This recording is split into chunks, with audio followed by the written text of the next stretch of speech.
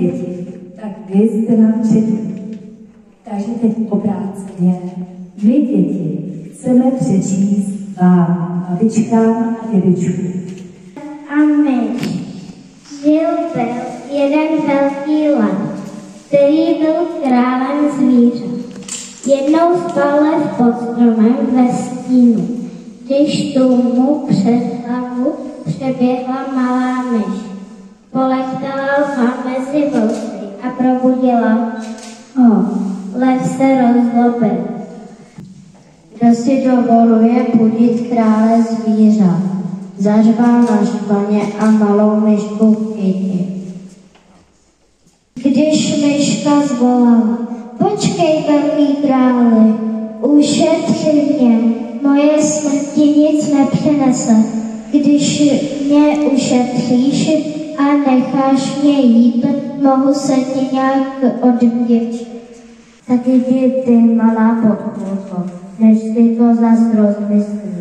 Povídal lev a stále se ještě pochechtával nad tím, že by mu mohla tahle malá myš nějak pomoct. Žádné nemělo odvahu přiblížit se k obrovskému lvu a bála se, že by je sežral. Až se objevila myška. Proklouzla trávu a se ke lvovi. Velký králi, taky jsem tady, pískla mu do ucha.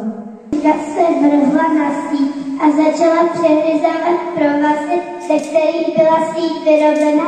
Za malou chvilku vykousla do sítě díru, kterou mohl lev utéct.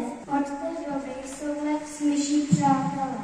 Ví král už ví, že nemá podceňovat malé a slabé, protože i oni mohou někdy pomoci velkým a silným. My jsme si tuhle bajku vybrali proto, protože vy jste pro nás ty velký a silný, ty lvy, a my jsme pro vás ty malí myši.